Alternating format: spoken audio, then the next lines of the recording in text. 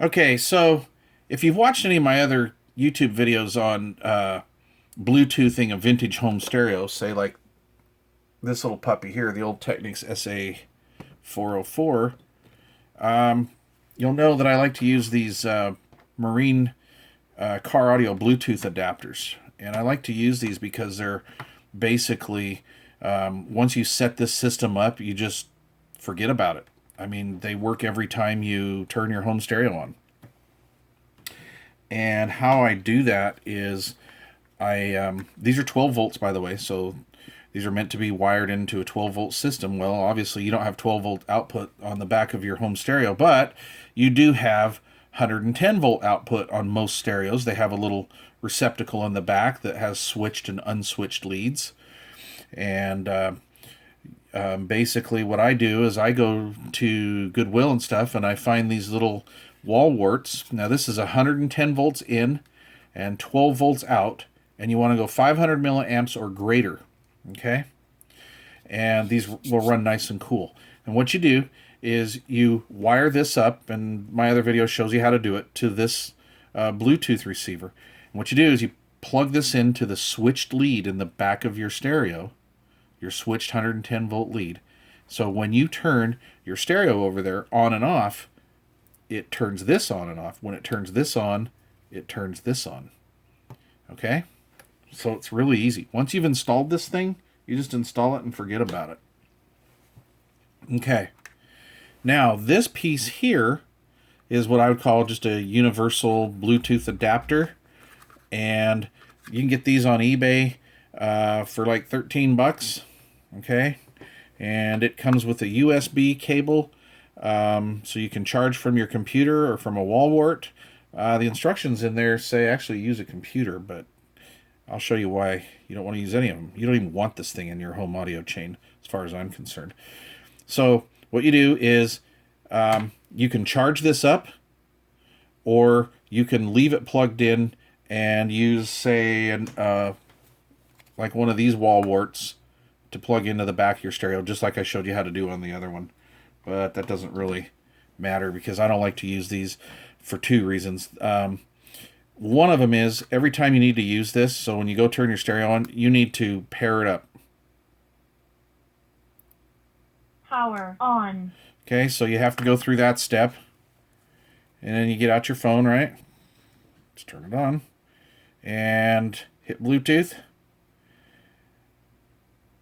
And let's find it. Oh, let me unhook it from this one. Okay. Okay, now I'm going to search for a device. I am going to eventually find it. Come on.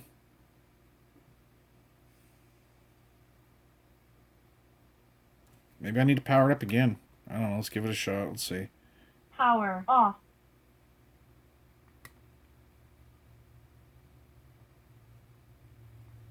Okay. Let's power it back on. Power on. Now let's see if it shows up. Okay. I'll pair it. Connected. That's just lovely. All right, now we're going to go over to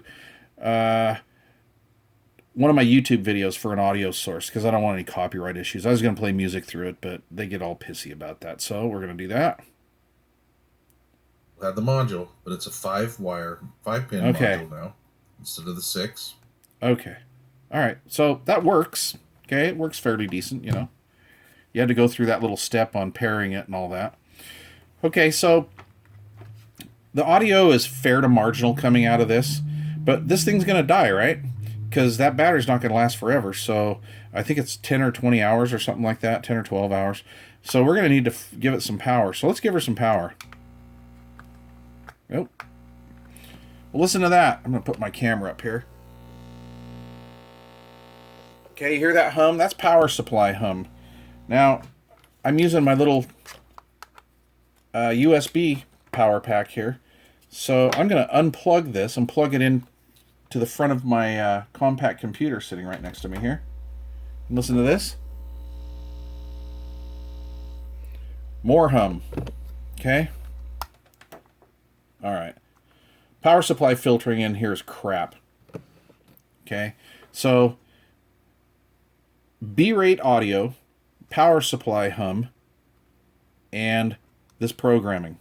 This thing's off my list, man. This is no good. Not going to happen. All right. So now what I'm going to do is I'm going to pause the camera real quick, and I'm going to hook one of these up. And that's all I got to do here is just swap RCAs. So this is only going to take me a second.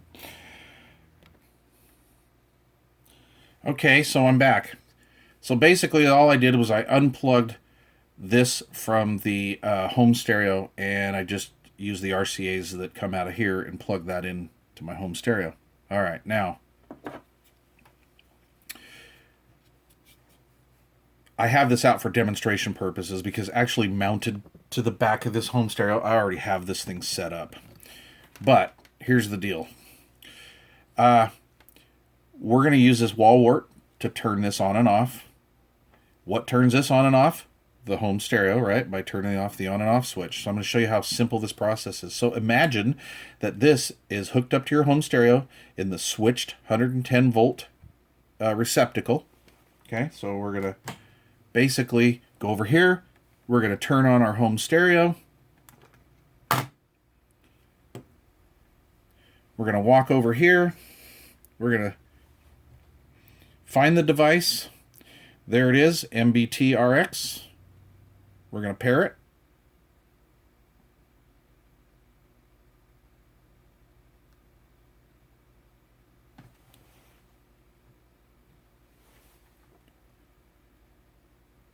And I cannot pair with this device. Well, that's interesting. Why? Did I not plug it into the 12 volts? Let me try that again. Into the 110. Okay. All right. So basically, I didn't plug it in all the way into my power strip, so my bad. All right. So, and we're not going to edit that because these are all one-take videos here. I screw up, I screw up. Anyway, so now we've got it connected.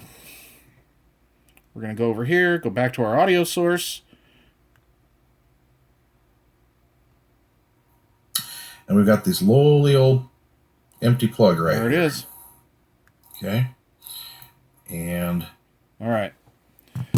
So, forget that little screw up where I didn't plug the WalWort into the jack all the way. That's embarrassing. But anyway, basically, with this one, once you install these, or just, turn it on and forget about it. All you got to do is turn on your home stereo. This activates, hit your Bluetooth on your phone or whatever you're using for Bluetooth, and you've got music.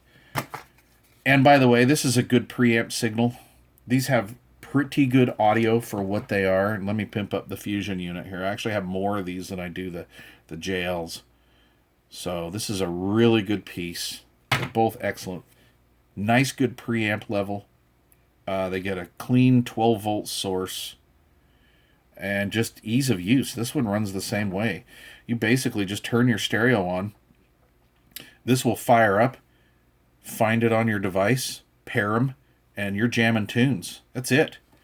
With this one, you got to pair them each time.